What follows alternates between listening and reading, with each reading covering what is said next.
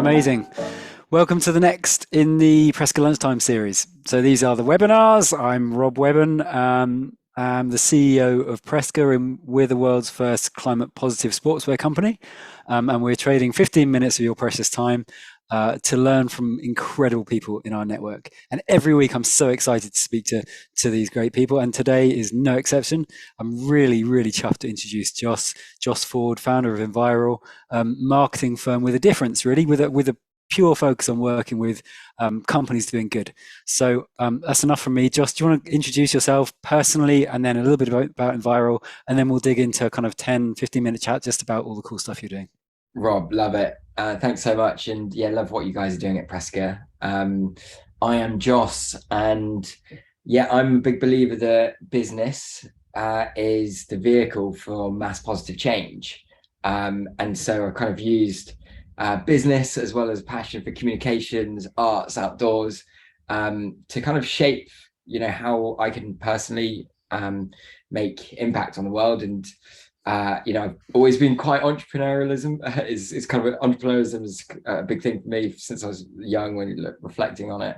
But I'm also a big nature lover. So that's shaped to where we've kind of directed Enviral. So Enviral helps organizations put their social environmental stories out to the world and get those brands into the spotlight.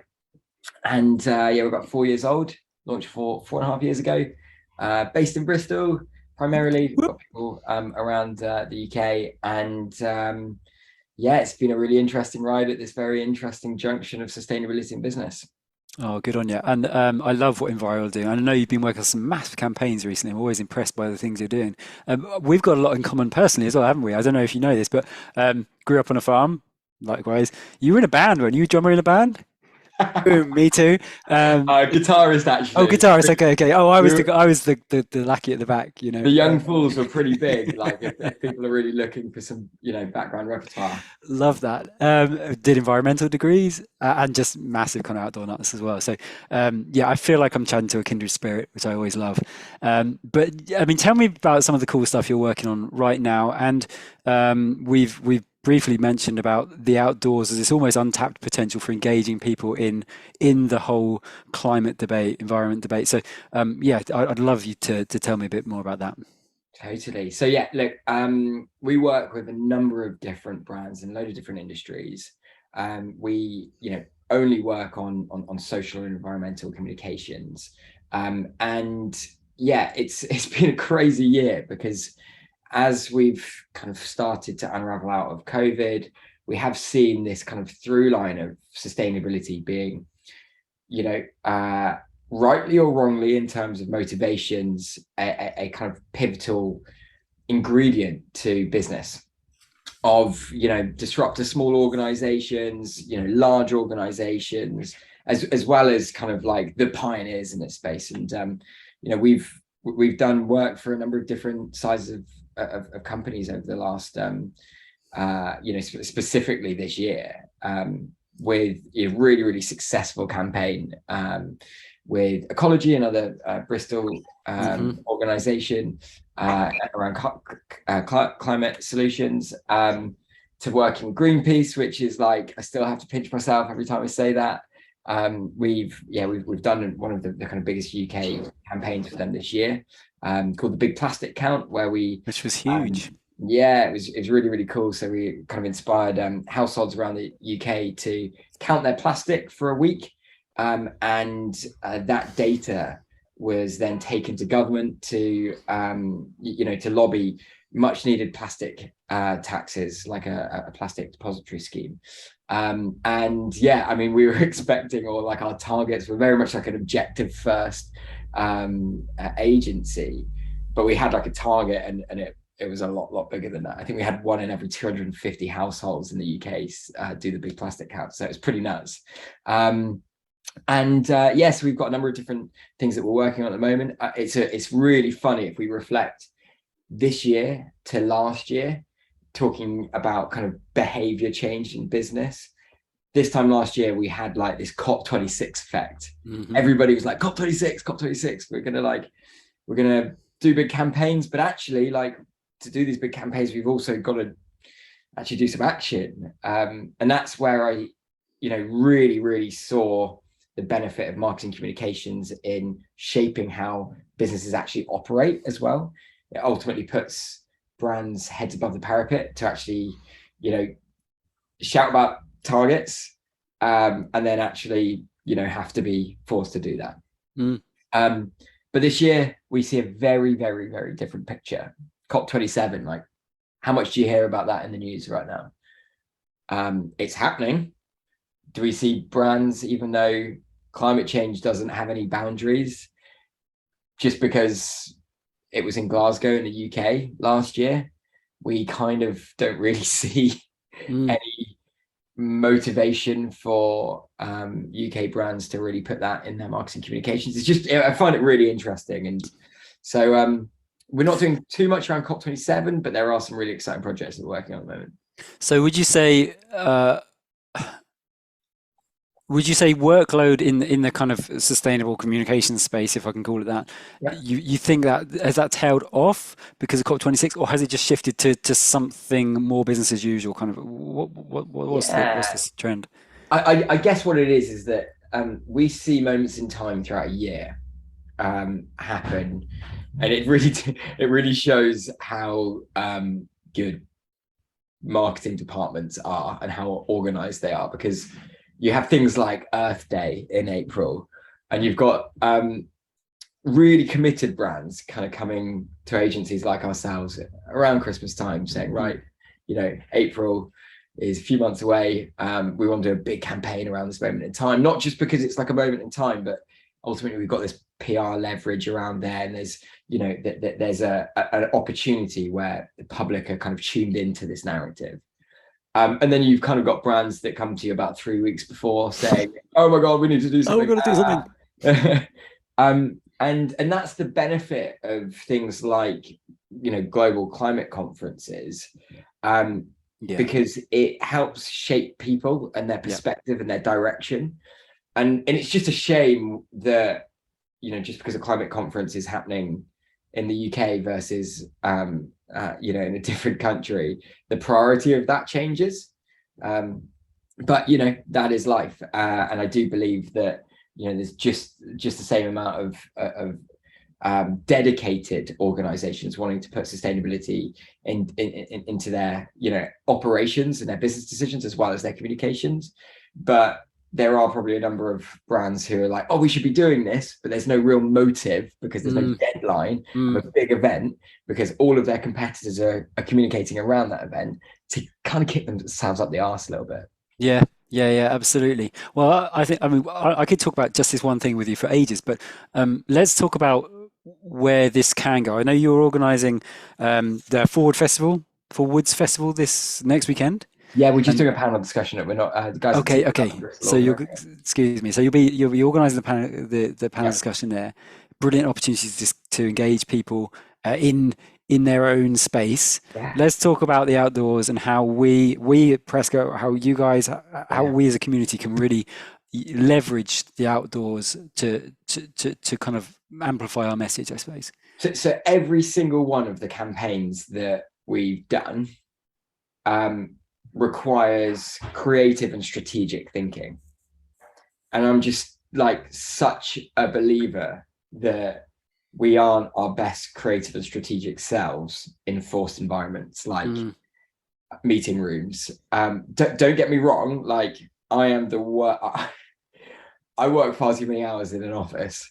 mm, And we don't, it doesn't mean that because we believe this, all of our brainstorming is done at the top of a mountain.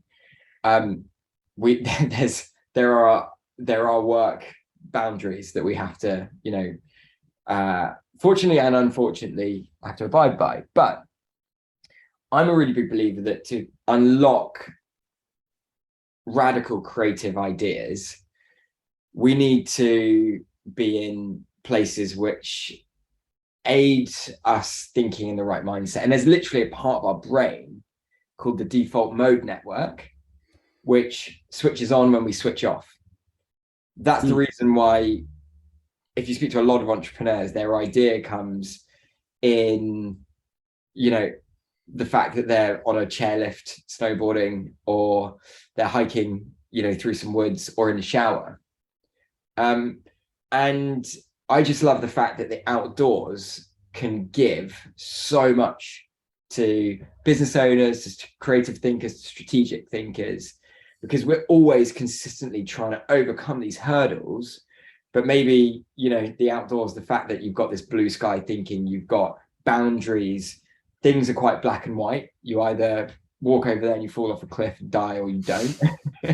Or, like, I need to think about things in a logical process, because actually I'm going to run out of water in about 8 hours. You've got to think about things in kind of like a specific logical step process, and that can actually be such an aid to overcome these big ideas.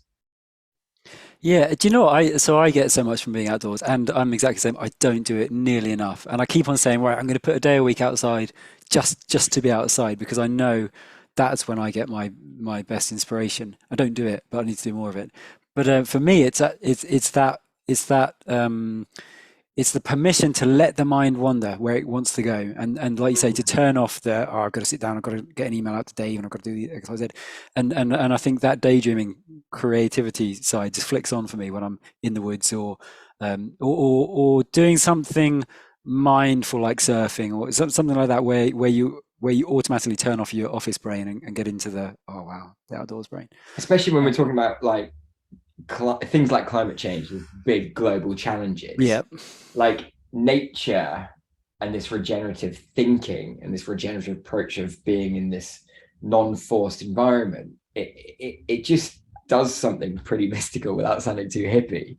And therefore, like, I think that it is genuinely an essential kind of toolkit for any business decision maker.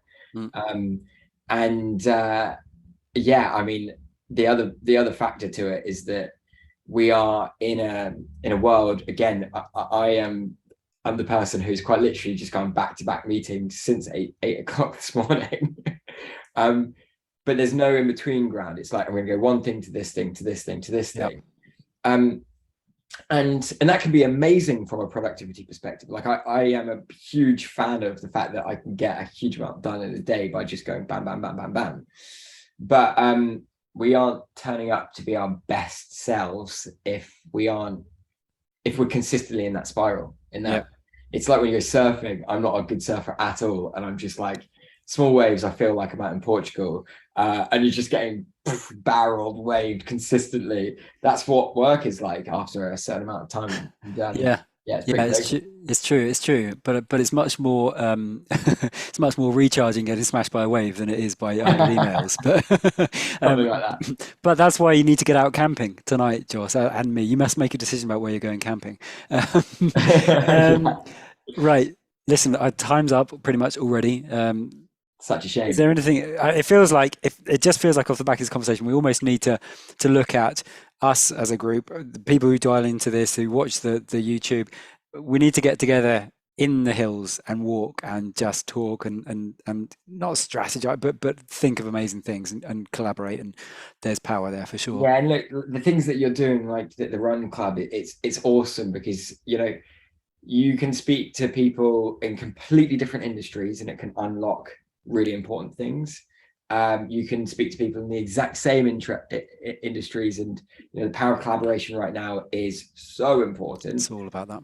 And I guess like that ability just to blue sky think is awesome, and just go in and have this freedom to fail, go into different directions to see if it's actually a good idea or not, or if there's kind of tangents off that can then help you kind of get to the end process. That I just think is an amazing thing. So I love what you guys are doing at Presca, and I think that it's so awesome to see other people following pretty similar processes. I know Talk Club, which focuses on male mental health. They have a running club, and it's 5K, and they've got kind of a little bit of a structure to it, but it's quite literally changing people's lives. And like, if we potentially flipped the outdoors as this as almost like this health medicine to unlocking both stress and creative ideas, then you look at things like Miro and Zoom as a resource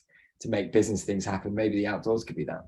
Yeah, absolutely. We haven't even talked about cold water for God's sake, but I know. maybe that's a whole other session. Josh, we're already towards the end. It's ridiculous. But the three things I would like to ask you, which we ask every person who comes on the chat, just quick fire answers. What does community mean to you?